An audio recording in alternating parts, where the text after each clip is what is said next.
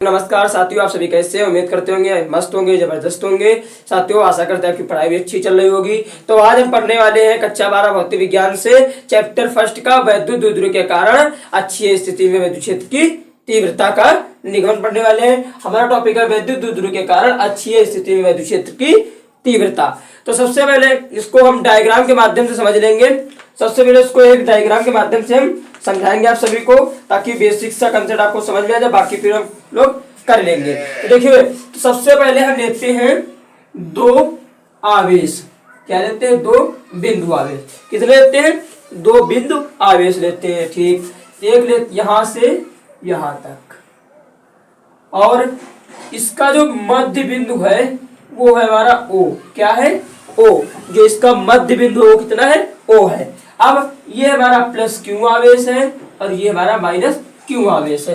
अब इन दोनों के बीच की जो टोटल दूरी है, इन दोनों के बीच की जो टोटल दूरी है 2L है। कितनी है? 2L है। तो अगर दोनों की हाफ दूरी निकाले तो कितनी निकलेगी? ये निकलेगी L, और ये कितनी निकलेगी? ये निकलेगी हमारी L, क्योंकि दोनों को जोड़ देंगे तो हमारी टोटल दूरी कितनी हो जाएगी? 2L हो जाएगी। ठीक, उसके बाद कह रहा है कि उसके बाद कहते हैं कि ये प्लस क्यू बिंदु से, प्लस क्यू बिंदु से, या फिर कह सकते हो कि इस मध्य बिंदु O से, मध्य बिंदु O से स्मॉल r दूरी पर, मध्य बिंदु O से, यानी कि यहां से मध्य बिंदु O से स्मॉल r दूरी पर कोई बिंदु P स्थित है, कोई बिंदु P स्थित है, जहां पर हमें वैद्युत क्षेत्र की तीव्रता की गणना करनी है। क्या करना है? वैद्युत क्षेत्र की तीव्रता की गणना करनी है। उम्मीद करते हैं समझ में आएगा। डायग्राम फिर से देख लें। सबसे पहले क्या था? माना कि दो बिंदु आवेश minus Q R plus Q है। उसके बाद दोनों के मध्य बिंदु O है और दोनों के बीच की दूरी 2L है, 2L है, और मध्य बिंदु O से, मध्य बिंदु O से स्मॉल r दूरी पर कोई बिंदु आवेश P रखा है, जहां हमें वैद्युत क्षेत्र की तीव्रता की गणना करनी है। साथियों, समझ में आया होगा। चलिए बढ़ते अपने स्टेप की ओर। तो सबसे पहले हम यहां से प्लस क्यू से P की दूरी निकालेंगे। प्लस क्यू से P की दूरी निकालेंगे तो लिखेंगे प्लस क्यू से बिंदु P की दूरी, बिंदु P की दूरी इतना, यहां से यहां तक की दूरी हमें निकालना है। तो अगर हम इसकी दूरी में इसे जोड़ दे, जाहिर सी बात है निकल आएगा, जाहिर सी बात है निकल आएगा। तो r माइनस एल कर दो, क्या हो जाएगा? r minus L. क्या हो जाएगा? r माइनस एल हो जाएगा। ठीक है, समझ में आया होगा। अब निकालेंगे कि माइनस क्यू से P की दूरी, माइनस क्यू से P की दूरी, माइनस क्यू से P की दूरी, तो निकलेगा R प्लस एल। क्या निकलेगा? R plus L, R plus L निकलेगा। अब क्या निकालेंगे? अब ये दोनों चीजें बने, अब निकालेंगे कि प्लस क्यू आवेश के कारण बिंदु P पर वैद्युत क्षेत्र की तीव्रता। प्लस क्यू आवेश के कारण, प्लस क्यू आवेश के कारण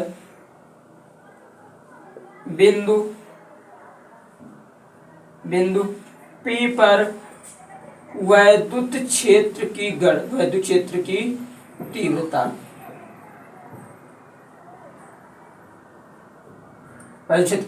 तीव्रता किस पर निकालना है हमें? बिंदु प्लस क्यू पर, बिंदु प्लस क्यू पर निकालना है। तो प्लस क्यू पर जब निकालेंगे तो हम इसे मान लेंगे E1। क्या मान लेंगे? E1। तो E1 इजकल टू (1/4πε0). तो क्या हो जाएगा? फार्मूला होता है E बराबर 1/4πε0 Q/r²।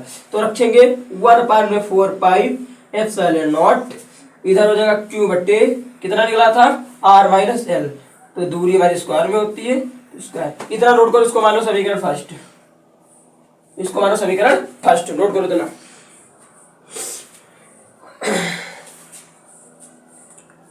सभी लोग इतना नोट करिए।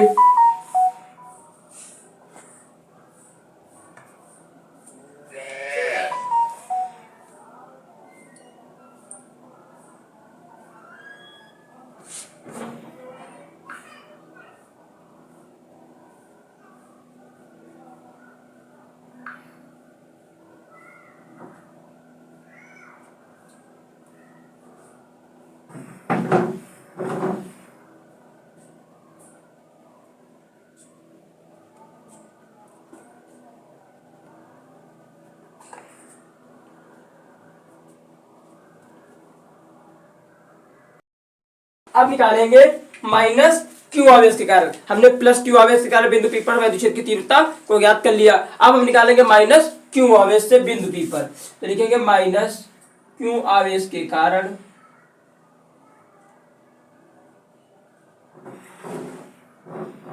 माइनस क्यू आवेश के कारण बिंदु पी पर वैद्युत क्षेत्र की तीव्रता, वैद्युत क्षेत्र की तीव्रता। ये अब क्या निकलेगा, तो इसे मान लो E2, क्या मान लो E2 इक्वल टू 1/4πε0 Q अपान में R प्लस L का होल स्क्वायर। इसे समीकरण नाम दे दो 2, इसे समीकरण नाम दे दो 2। इतना क्लियर है। अब लिखेंगे लास्ट स्टेप, अगला स्टेप कि अतः परिणामी वैद्युत क्षेत्र की तीव्रता, अतः परिणामी वैद्युत क्षेत्र की तीव्रता,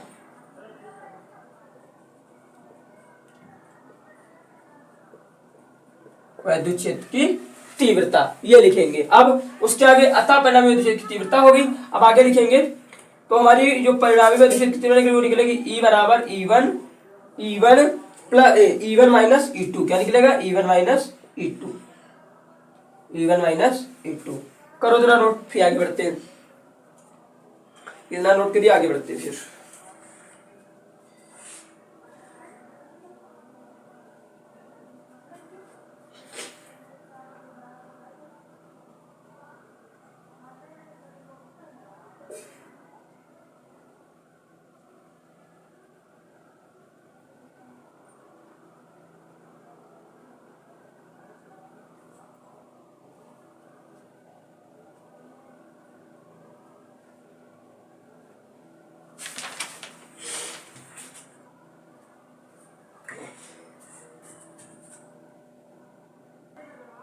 चलिए अब अगला स्टेप देखते हैं। तो E इक्वल टू E1 हमारा कितना निकला था, E1 था 1/4πε0 Q अपान में R माइनस L का होल स्क्वायर, माइनस फिर E2 क्या निकला हमारा 1/4πε0 Q अपान में R प्लस L स्क्वायर।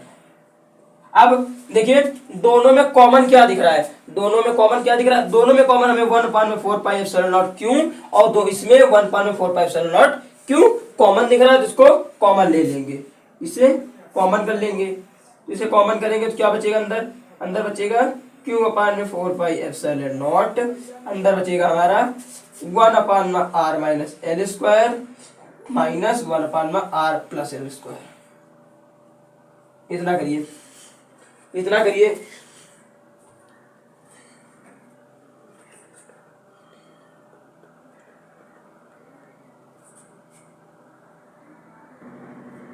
चलिए अब आगे देखते हैं। तो हमारी जो वैल्यू थी वो हमने कर लिया। हमारा निकला क्या, हमारा निकला था E अपान में Q अपान 4πε0 under a bracket 1/r minus L square plus a minus 1/r plus L square.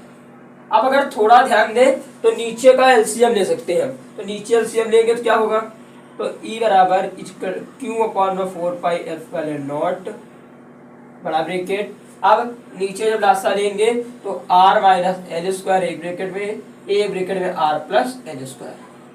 ये हो सकता है, सबको पता है ये हो सकता है ना, ठीक। अब ऊपर क्या होगा, ये तो ये कैंसिल हो जाएगा, दूसरे तो बचेगा r प्लस एल का होल स्क्वायर माइनस ये कैंसिल होगा, इसका गुणा उस पर हो जाएगा तो r माइनस एल का होल स्क्वायर। अब जो नीचे लिखा है अगर आप ध्यान से देखें तो ए स्क्वायर माइनस बी स्क्वायर का होल स्क्वायर लिखा है, ए स्क्वायर माइनस बी स्क्वायर का होल स्क्वायर ये लिखा है, इसलिए ए स्क्वायर माइनस बी स्क्वायर का होल स्क्वायर पढ़ सकते हैं। तो चलिए देर किस बात की, Q अपान 4πε0 बड़ा bracket r plus L square minus r minus L square, ठीक। तो नीचे हमारा हो जाएगा r स्क्वायर माइनस का एल स्क्वायर टोटल का होल स्क्वायर हो जाएगा। उम्मीद करते इतना समझ में आया होगा। अब क्या करेंगे, अब अगर इन दोनों के ब्रेकर तोड़ दे, अब ऊपर ऊपर ब्रेकर तोड़ दो, ब्रेकर तोड़ो तो क्या टूटेगा, ई बराबर क्यू अपान में 4 पाई एप्सिलॉन नॉट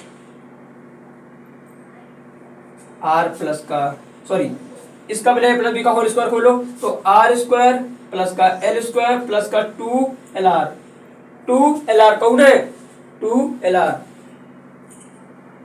माइनस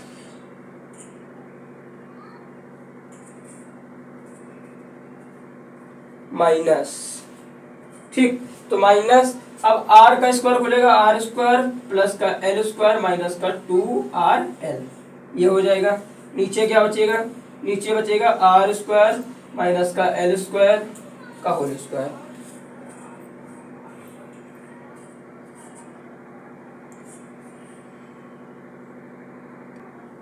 चलिए अब अगला स्टेप क्या है, अब आगे देखिए इस माइनस का अंदर गुणा कर देंगे, इस माइनस का अंदर गुणा, तो क्यू अपान में 4 pi epsilon not R square plus का एल स्क्वायर प्लस का 2RL माइनस का आर स्क्वायर माइनस का एल स्क्वायर प्लस का 2RL हो जाएगा।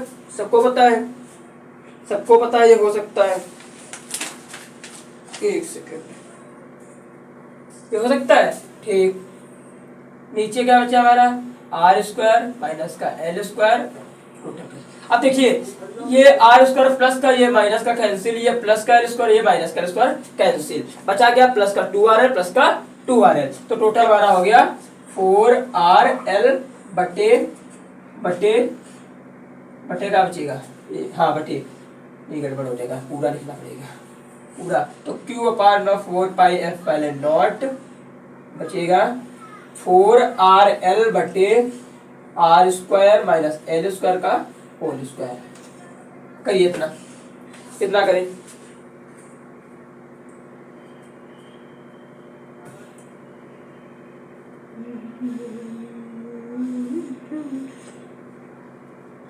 अब जरा देखो इसमें कि जो L है, जो L है वो R के मुकाबले बहुत छोटा है, जो L है वो R के मुकाबले बहुत छोटा है, यानी कि नगण्य है। तो L जब R के मामले में बहुत छोटा है तो जाहिर सी बात है L बराबर कितना हो जाएगा, 0, कितना हो जाएगा 0 हो जाएगा, तो जहां L है वहां पे 0 रख दें। E बराबर क्यू अपान में 4 पाई एप्सिलॉन नॉट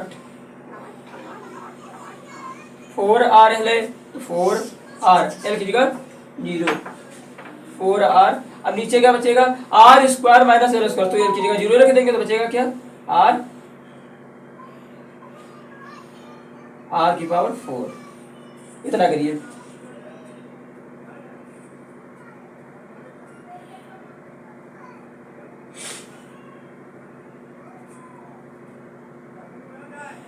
इतना नोट करो सभी लोग।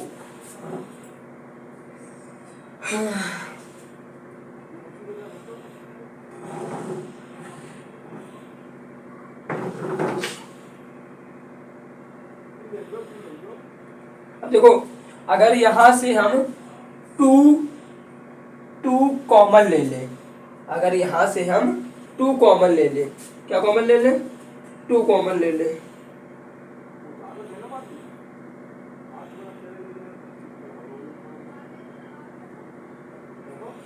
सॉरी ये एल रहेगा साथ में इसके, अब ठीक है, अब सही है।